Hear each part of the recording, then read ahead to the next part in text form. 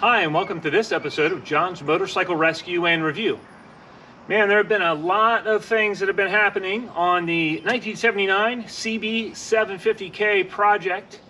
I have recently gone in and actually synchronized the carburetors on this bike. If you haven't watched any episodes prior to this, did get it running, got it on the road, and it had a little bit of a hesitation right around 4,000 RPM and steady state cruising, and it really seemed to be lean, but I did go in and synchronize the carb, so that's done.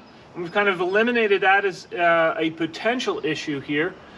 And the bike still won't really hold an idle very well, and it's getting a lot of symptoms of having very lean jetting. The key and carburetors on this bike have what they call starter jets, and those function like a pilot jet would on a Mikuni carb.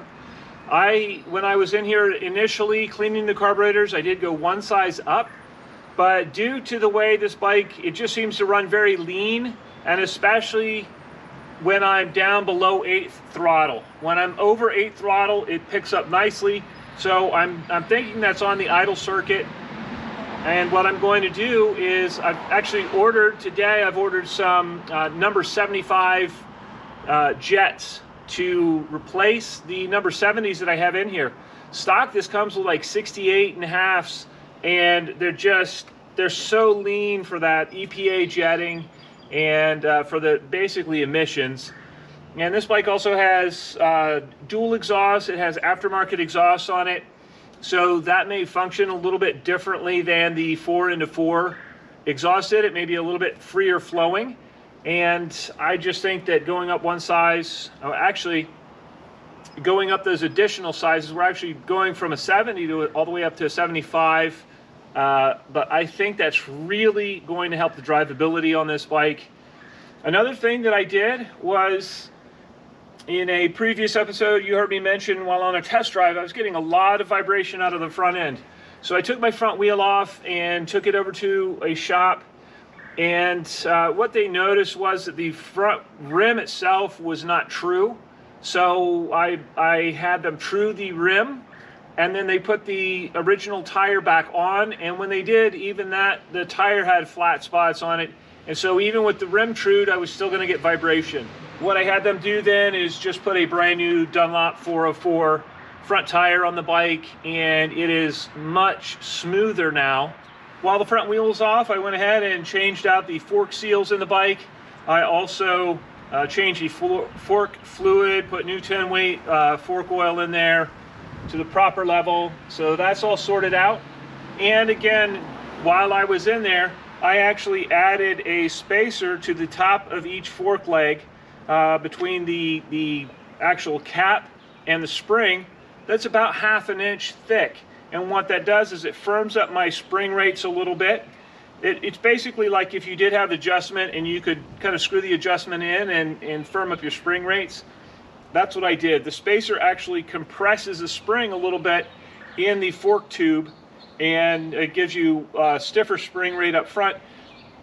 And that way, when I hit the brakes, the bike does not dive as significantly under braking.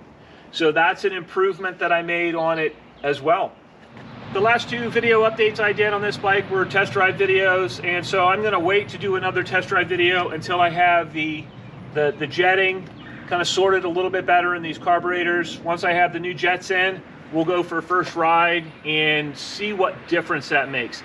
And I am hoping that that is really going to get this bike kind of across the finish line from a mechanical standpoint. Up until this point in the project, I've done a little bit of cosmetic work to it, but the main focus has really been to get the bike running 100% and driving 100%, so I can enjoy it safely and reliably. And then once we do that, I can just kind of slowly go through and touch on the cosmetics. You know, I'd like to polish out these cases and, you know, just spiff things up, really get it nice looking. This is all original paint, and really the bike is going to clean up nice. It's never going to be you know, concourse perfect. That's not really what I go for. I actually like to ride my vintage bike. So it's going to be just a beautiful daily driver, and that's kind of my goal. If you have any questions or comments on this video, please, you know, feel free to leave them below in the comment section, and you know, I try to respond to comments that people make. I hope you found this video informative and entertaining, and until next time, enjoy the ride.